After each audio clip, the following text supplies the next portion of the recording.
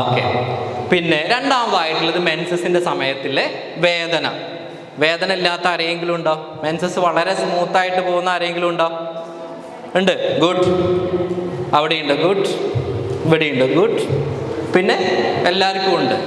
ഏകദേശം നമ്മൾ കണക്ക് നോക്കുകയാണെന്നുണ്ടെങ്കിൽ 50% സ്ത്രീകൾ, 50% എന്ന് പറഞ്ഞാൽ 2-ൽ 1 എന്തുണ്ട്? ഈ പറഞ്ഞിട്ടുള്ള മെൻസസിൻ്റെ സമയത്തുള്ള വേദന ഉണ്ട്. വളരെ സിവിയറായിട്ടുള്ള വേദനയാവും, ഒന്നും ചെയ്യാൻ പറ്റില്ല, ചിലപ്പം ലീവ് എടുക്കേണ്ടി വരും. ശരിയല്ലേ? വേദന കാരണം കോളേജിൽ എന്താ പറയുക അറ്റൻഡ് ചെയ്യാൻ പറ്റാത്ത ആളുകളുണ്ട്. അല്ലെങ്കിൽ അവർ അന്നത്തെ 2-3 ദിവസം ഈ തീ തിന്നാന്ന് നമ്മൾ പറയും, അങ്ങനെ പോകുന്ന ആളുകളുണ്ട്. അപ്പോൾ ഇതിനെക്കുറിച്ച് കൃത്യമായിട്ട് നമ്മൾ അറിഞ്ഞിരിക്കണം. ഇത് എന്തുകൊണ്ടാണ്, ഇനി ഇത് വല്ല അസുഖങ്ങൾ കൊണ്ടാണോ വരുന്നത്, അത് നമ്മൾ അറിഞ്ഞു കഴിഞ്ഞാൽ അതിനുള്ള ട്രീറ്റ്മെൻറ്റ് എടുത്തു കഴിഞ്ഞാൽ നിങ്ങൾ ഈ പ്രശ്നം മാറും. മനസ്സിലാവുന്നുണ്ടോ? ഇപ്പോൾ മെയിനായിട്ട് നമുക്ക് 2 ടൈപ്പ് മെൻസ്ട്രൽ പെയിൻ ആണുള്ളത്. 2 ടൈപ്പ്. പ്രൈമറി എന്ന് പറയും. പ്രൈമറി എന്ന് പറഞ്ഞാൽ എന്താ? പ്രൈമറി എന്ന് പറഞ്ഞാൽ പറയടാ. പ്രൈമറി എന്ന് പറഞ്ഞാൽ എടാ സിമ്പിളാടാ ഞാൻ ചോദിക്കുന്നത്. പോളിടെക്നിക് മെഷീൻ്റെ സാധനമൊന്നുമല്ല. എൻ്റെ മാമുക്കോയെ പറയുന്ന ഒരു മെഷീനെ കുറിച്ച് അറിയുന്ന ആളുകൾ, അതല്ല പ്രൈമറി, ആദ്യത്തേത്. അപ്പോൾ രണ്ടാമത്തെ എന്തേ കാരം? സെക്കൻഡറി. വാ സൂപ്പർ. അപ്പോൾ പ്രൈമറി, സെക്കൻഡറി. പ്രൈമറി എന്ന് പറഞ്ഞാൽ ആദ്യത്തേത്, സെക്കൻഡറി എന്ന് പറഞ്ഞാൽ രണ്ടാമത്തെ. അങ്ങനെയല്ല. പ്രൈമറി എന്ന് പറഞ്ഞു കഴിഞ്ഞാൽ എല്ലാം ഓക്കെ. എല്ലാം ഓക്കെ. എല്ലാം എന്ന് പറഞ്ഞു കഴിഞ്ഞാൽ ഇങ്ങനെ നിന്നാൽ മതി. ഇങ്ങനെ നിന്നാൽ എല്ലായി. ഇതെന്തൊക്കെ? ഇവിടെ അണ്ടം. This is അണ്ടം.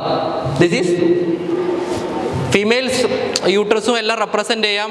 ഞങ്ങൾ അനാട്ടമി പഠിക്കുമ്പോൾ ഞങ്ങളെ പ്രിൻസിപ്പൽ സാറ് വരും. പ്രിൻസിപ്പൽ സാർ അനാട്ടമിൻ്റെ ടീച്ചറായിരുന്നു. സാറ് വന്നിട്ട് ക്ലാസ്സിൽ ഈ ഒരൊറ്റ നിൽപ്പേക്കാരം. സീരിയസ്ലി.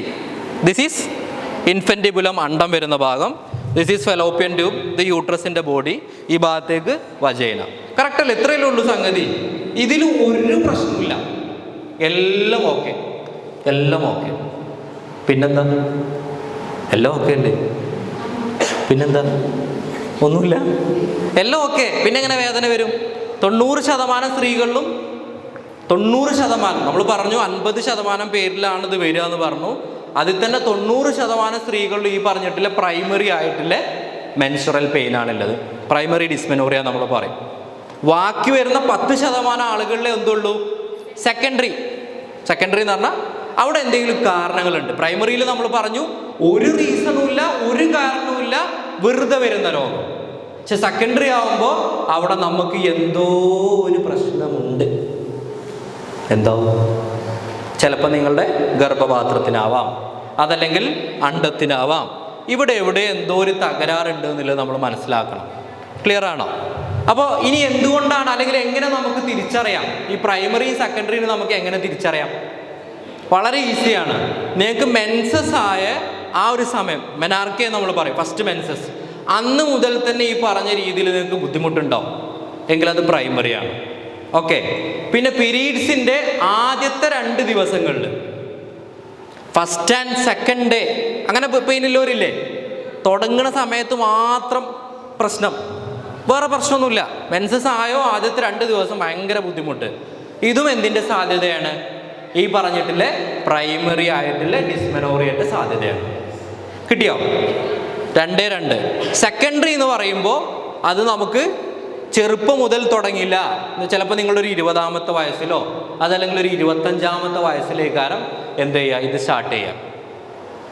അതുവരെ ഒരു പ്രശ്നം ഉണ്ടാവില്ല. അപ്പോൾ നിങ്ങൾ ഡേഞ്ചർ ആണെന്ന് മനസ്സിലാക്കണം. എന്തോ ഒരു പ്രശ്നം നിങ്ങൾക്ക് തുടങ്ങിയിട്ടുണ്ടെന്ന് മനസ്സിലാക്കണം. പെട്ടെന്ന് തുടങ്ങിയതാണെന്നുണ്ടെങ്കിൽ 18-ൽ നിങ്ങൾക്ക് തുടങ്ങിയ സമയത്ത് 14 ഒന്നും ഒരു പ്രശ്നമില്ല, 20 ആയതോടുകൂടി ഇത് സ്റ്റാർട്ട് ചെയ്യുന്നുണ്ട്. അപ്പോൾ നിങ്ങളെ ഏജിലൊക്കെ എത്തിയപ്പോൾ സ്റ്റാർട്ട് ചെയ്യുന്നുണ്ടെന്നുണ്ടെങ്കിൽ നിർബന്ധമായിട്ട് നിങ്ങൾ അത് ശ്രദ്ധിക്കണം.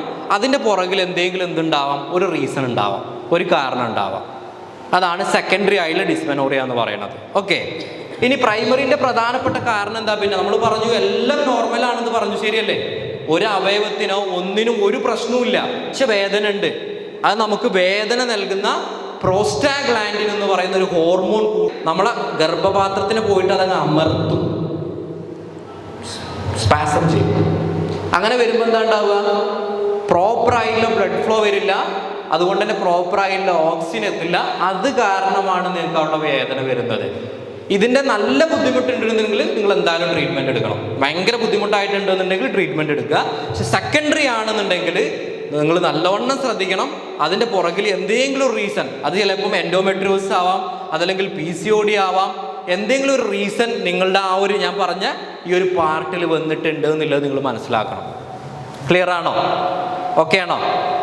അപ്പോൾ ഇതിലുള്ളവരുണ്ടെന്ന് എനിക്കറിയാം. അതുകൊണ്ടാണ് ഞാൻ ഈ പോയിന്റ് സ്പെസിഫൈ ചെയ്ത് സ്ട്രെസ് ചെയ്ത് പറഞ്ഞിട്ടുള്ളത്. ഓക്കെ, അപ്പോൾ അതാണ് നമുക്ക് അടുത്തതായിട്ടുള്ളത് കേട്ടോ.